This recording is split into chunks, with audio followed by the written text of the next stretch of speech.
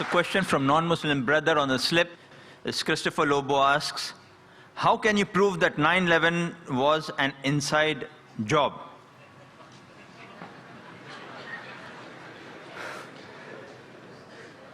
Brother Lobo has asked that how can I prove 9/11 was an inside job?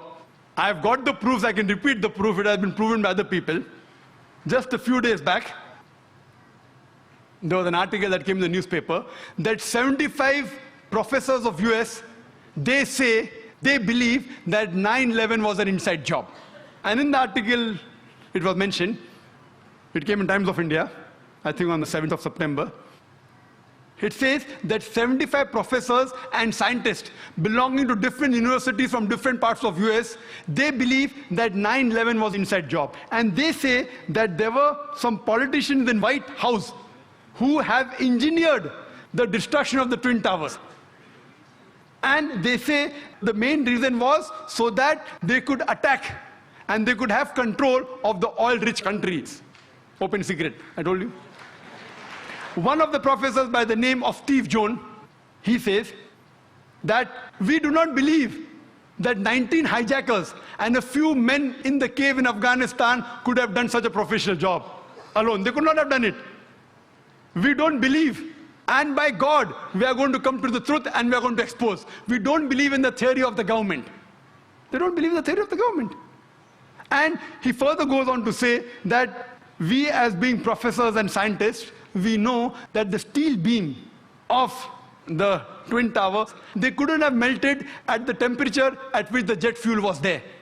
And there were systematic bomb explosions which caused this to come down. Otherwise, it cannot come down. There are many tapes. There are many books written against it.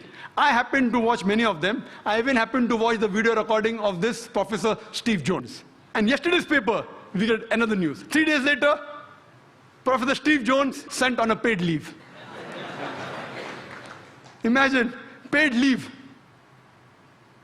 There are many tapes. If you happen to watch one of the tapes by the name of Loose Change, 9/11, it was done by a young American of 21 years old. He makes a 1-hour documentary. There are many are there. This 9/11 documentary, it has collected clips from the various of CNN, of Fox Channel, all the news clipping, he took interviews, etc., and made a 1-hour documentary. And then he says that people who saw the airplane, they said it cannot be a passenger carrier. It looked like a military plane. It didn't have any windows. And when he shows the shooting, when it comes close to the tower, there's another firing done from the wings, which hits the Twin Tower before the plane. Then further he goes on to prove, he says that he had statements of the management, the construction company, which had constructed the Twin Towers. They said, it's impossible. The Twin Tower were made to withstand storm, to withstand tornado. This plane cannot knock it down. And it cannot come down because the fuel burns at 1,000 degrees temperature. This, even for 2,000 degrees temperature, for hours, nothing will happen to it. 10 days later, he changes his statement and said, no, it's possible. Jet fuel can cause damage to the beams. Another professor who gave the statement, he didn't withdraw his statement back, so he was sacked. Furthermore, what they did, that in the documentary they show that when the Twin Towers came down, like how you willfully get down any building. And he gave statistics that many buildings in New York, tall skyscrapers, 40 floors, 60 floors, they caught fire for many hours, but none of them came down. It is the first building in the history of USA. It has come down that way. And he showed photographs that when building is deliberately brought down, how do they get down by the explosion? The same way it came down. There was systematic bomb blast, and people who went to rescue, whether it be the firemen, they were interviewed, they said that we were thinking that someone up was pressing the bomb button, and the bombs were going out, boom, boom, boom. So how the Twin Towers come down? They have given proof. Furthermore, they say that all the proofs given by the government, they analyze. They said 19 hijackers, some of them, they were trained as flying off the plane. They went to the university and they interviewed the professors. Do you think that this person can do such an act? Impossible. The way the plane took a turn, and I have personally spoken to senior pilots who have flown big Boeings and Airbuses for several years. They said it's impossible to take such a turn. And imagine just a new person of few hundred of us takes a turn. What the experts say, it has to be a military plane. Furthermore, information given by the government, phone calls were there. Phone calls. phone call said that they said the passenger in the plane, they claimed that they were hijacked. One of the phone calls was by a flight attendant. She says that buildings, water, my God, my God.